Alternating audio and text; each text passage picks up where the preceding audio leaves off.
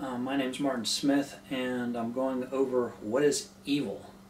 I've been watching the series Yellowstone, what things happen to businesses and farmers, and there's a lot of evil in business and farming. I can go over things that happened to me as I was growing up and go by the roots of it and how it affects people and the best ways of fighting evil and how I've dealt with it in my lifetime. When I was growing up, when I was 5 years old, I had run money with me at all times. I knew how to dig holes up in embankments near tree roots so that the ground up under me wouldn't cave in and fill it with cardboard. Because when I was 8, my dad took me to a rock on a river, and he told me something that I already knew.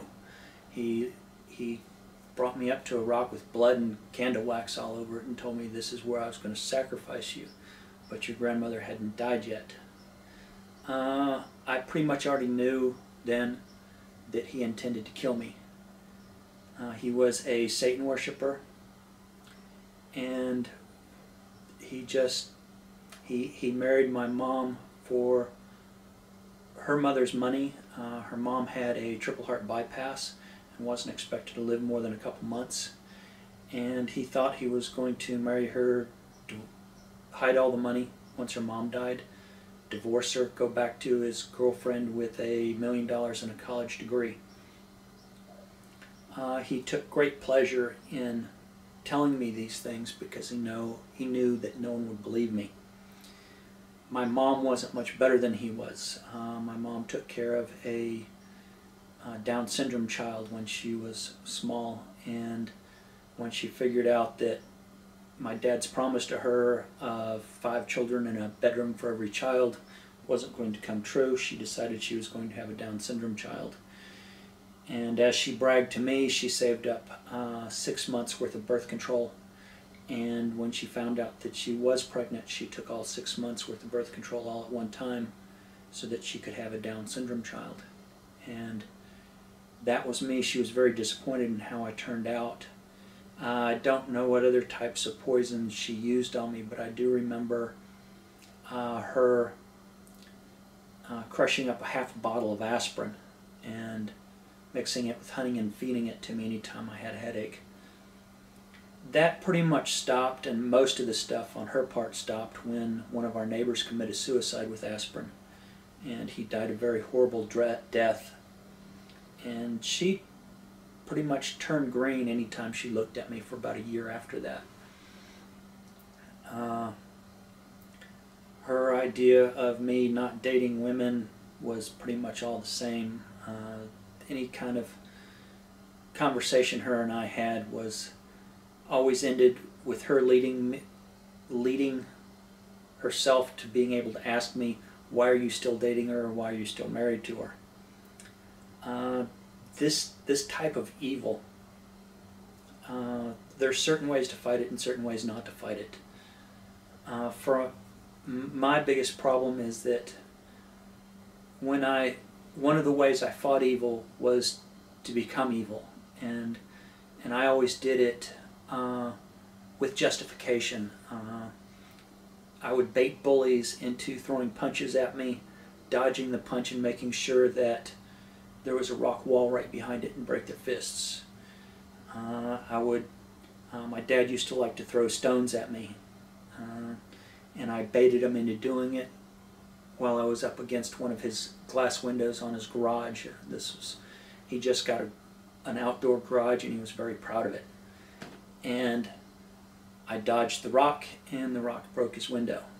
And most people might not think that is evil, but after I got married, I used the same techniques. When my ex-wife was mean and cruel to me, I was mean and cruel back. And anytime you do cruelty within a marriage or a relationship, it ruins the relationship a lot.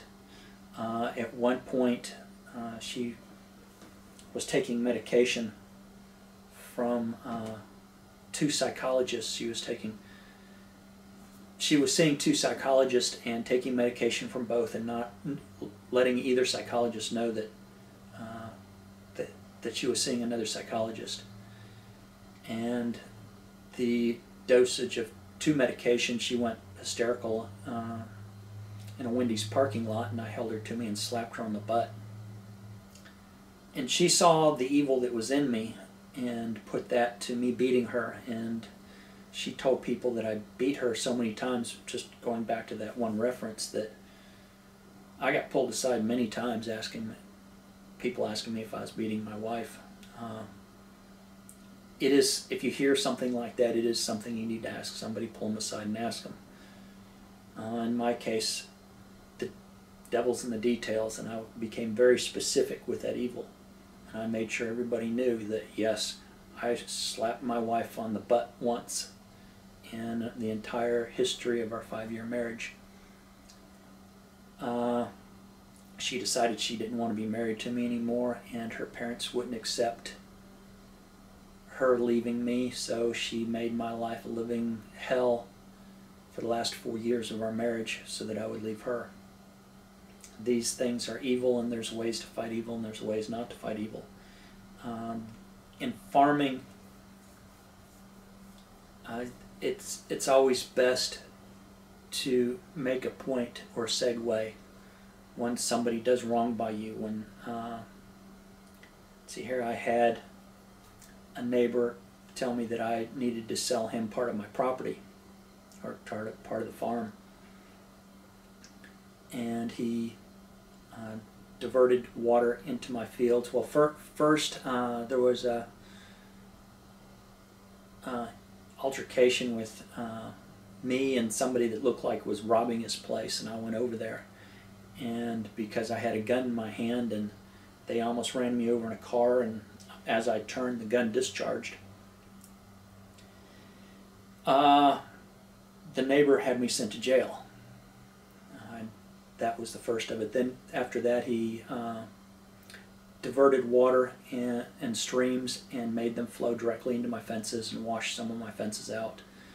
He diverted water away from ponds that I was building. I was building them without permits, so there's nothing legal I could do without having it come back to me.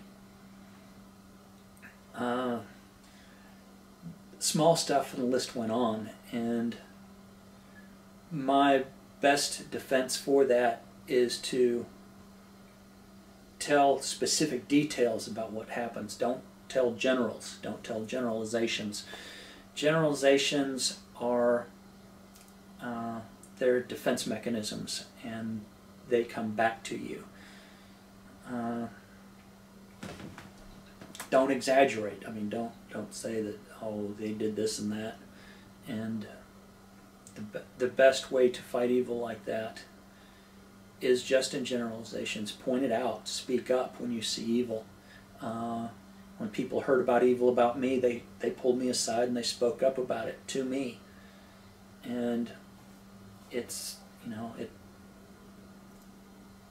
yeah, do it. I mean, in my family, half my uncles were pedophiles. Not a single one of them went to jail for it. They did a whole lot of damage through the family. The only people that I've known that have ever been arrested for being sexually abusing children, the children actually created false charges against them, and it's pretty well known through the family that it was done that way, and that children have the power to put people in jail over false accusations, and it's another type of evil. And the only thing you can do is be very specific. There are 2 people in my family that if they ever walk into a room, I am leaving, and I have cussed the owners of those houses out. I've cussed my relatives out over inviting them to the house with me in it, because they are vicious, cruel bitches and bastards. I mean, that's the only way to put it. And I just will not be in the same room with them. what happens over time when you destroy evil, you take it into yourself, and you become an evil person. You become that which you have destroyed. There are times and places where you have to defend yourself, but don't go out of your way to do it. It's one of the worst things you can do, because, like I said, my wife saw evil in me. I did evil within our relationship, and it comes back. It destroys the things around you. Even though it was defensive evil, you can justify it, and you can do it, and it can be done, but it's just not a good thing to do. One of the points to evil that need to be made, many years ago, my grandmother was at a bank and I was with her. I was about 13, and she was transferring about $400,000 from one account to another, and the bank manager came out. This was Wells Fargo Bank, and pulled her aside and told her that her bank account had been suspended. My aunt was a lawyer, and it took her months to get that money freed up so that she could go back and play the stock market with it again. That was one of the things she liked to do. And I don't know if the bank was being mean and vicious, or if my grandmother was doing something wrong. It's about being silent about when things are bad, when things happen to you that are bad. It said that for evil to flourish, it only takes great men to do nothing, or good men to do nothing, and that is a wrong statement. For evil to flourish, it only has to do with people not talking about it, to go after it and try and destroy evil. Evil's not something that can be destroyed by good. Evil can only be destroyed by becoming evil. In this case, my grandmother would never talk about it, so it's very likely that absolutely did nothing wrong whatsoever, and they were completely justified in what they did. The problem that I have is that I have stayed away from Wells Fargo for years and years. I mean, just when they finally came to the East Coast, it would have been great benefit to me and my business for me to have used Wells Fargo, because they're a large bank, they're in good positions, and they have a lot of really good things going on with them. But because silence was invoked and information wasn't talked about, I stayed away from a potentially really good bank. And I will probably do so forever because of it. And these are the things that destroy companies, that destroy farms, and destroy people. So if you see something going on, ask questions. If you see evil being done unto you, talk about it. And know the faces of it, because there's a lot of people out there. When one of the farm tractors was stolen off of our property, the sheriff deputy that came out doing the inspection, I saw him personally take his foot and wipe over evidence. I took him out personally to where the farm tractor was loaded up onto a car hauler and hauled off. And at the courtroom, the district attorney and DA pulled me aside and gave me options and said, "These are your options." I mean, his case and the verdict was already decided even before the trial, and I made it a point to the judge to let him know that there were two people involved in that wreck. There were two sets of footprints, not a single bit of evidence was presented in the courtroom that was collected within that theft.